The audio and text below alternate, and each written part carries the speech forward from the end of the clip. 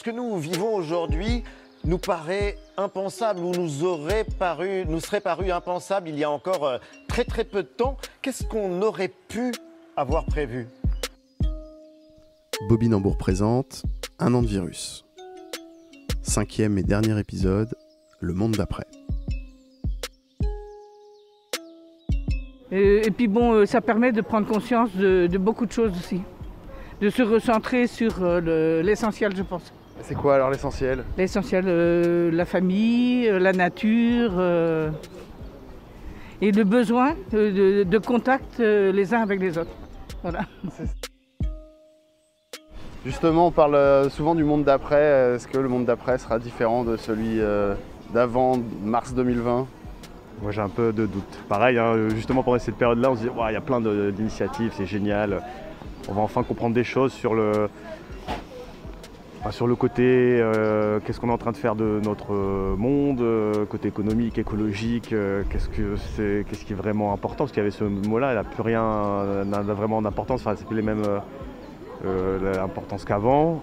Je pense que comme beaucoup, je suis assez utopiste dans l'âme, mais quand on voit l'été et puis la suite, comme ça s'est arrêté.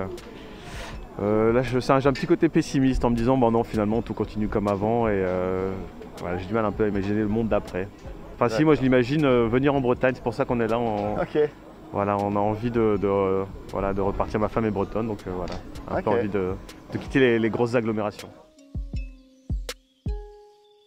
On vit une situation qu'on imaginait impensable, même si certains avaient donc tenté de nous mettre en garde. Numéro spécial de certains magazines, on a vu la une des Inrocks par exemple, ou encore celle du Point. Mais les journalistes ne sont pas les seuls à se poser cette question de l'après. Jean Tirole, qui est le prix Nobel de l'économie en 2014, signait une tribune mercredi dans Le Monde et posait la bonne question: allons-nous enfin apprendre notre leçon? Et il écrit notamment: le Covid-19 nous rappelle notre vulnérabilité globale dans le domaine de la santé. Nous devons investir dans des systèmes de santé efficaces et promouvoir la recherche qui nous permettra de répondre rapidement aux menaces émergentes. Je pense que ça va rester, mais on va devoir quand même rester, je pense, 2 ans encore avec... 1 an ou 2 ans avec les masques et tout, même si le Covid aura disparu un peu, mais il faudra quand même... je pense qu'il va rester comme la grippe, mais ça va se calmer. Je pense qu'on fera plus attention. Même si quand on est malade, peut-être qu'on portera un masque, alors qu'avant non. On fera plus attention à ça, je pense. Déjà, je pense que c'est une possibilité, mais peut-être que maintenant il y aura du gel hydroalcoolique toujours. Enfin, ce sera une logique quoi, dans les magasins, restaurants, lieux publics. Et les masques, je pense qu'au bout d'un moment ça va s'arrêter. Mais dans longtemps, parce que c'est parti pour beaucoup, quoi, je pense.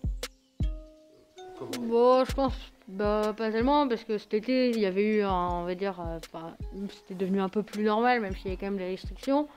Moi je pense que ça va pas tellement changer. Il y aura peut-être toujours des gens qui vont quand même avoir des masques, même quand ce sera fini, tout comme ça, par précaution et tout ça. Mais je pense qu'au final ça va pas changer grand-chose. Peut-être qu'on portera pas tout le temps des masques, ou peut-être que si, je sais pas. Mais on sera toujours obligé de faire attention, de se laver les mains, de faire attention, de plus fréquenter les magasins comme dans le temps. Moi, j'y allais pas, mais je sais pas, ce sera plus pareil. Non. Ouais. Pour moi, cette maladie-là existera toujours. Je pense, peut-être je me trompe, mais pour moi, on n'est pas prêt d'en être débarrassé. Peut-être avec les vaccins, il y aura des progrès, c'est à souhaiter. Mais je sais pas, après...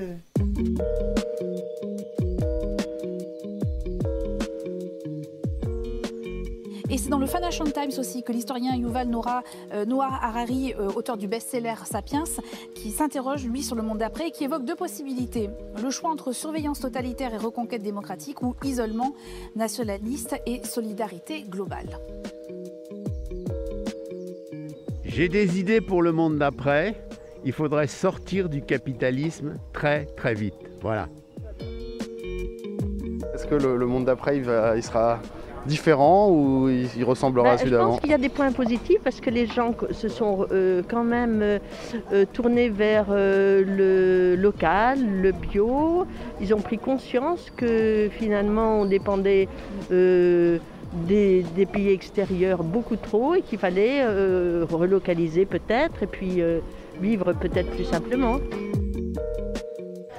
Bon, si je dois répondre de manière utopique dans mon monde de bisounours, je souhaite qu'il évolue et qu'on change certaines choses qui nous ont conduits à ici, quoi. Ouais. C'est clair que ça serait bien qu'on prenne tous conscience que qu'il faut qu'on bouge les lignes en profondeur là. Globalement, ce serait chouette. Qu'il y ait une conscience écologique aussi qui s'accompagne de tout ça. Et puis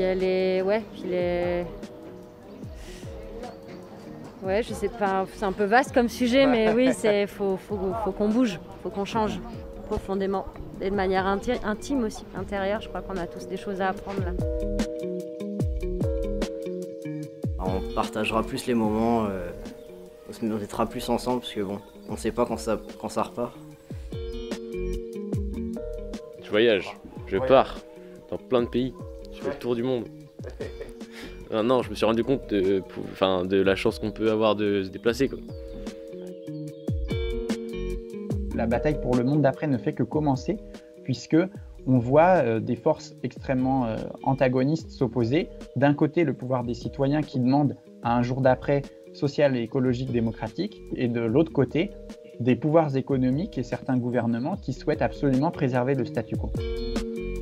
J'espère que ce Covid ne va pas rester très longtemps, pour que je puisse inviter tous mes copains tout le temps.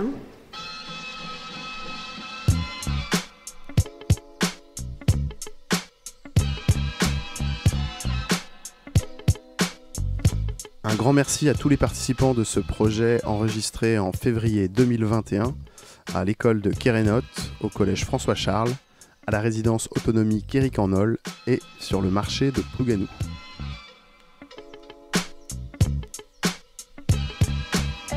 J'aimerais bien aller Avant, j'avais déjà été en vacances et je voudrais encore aller une autre fois.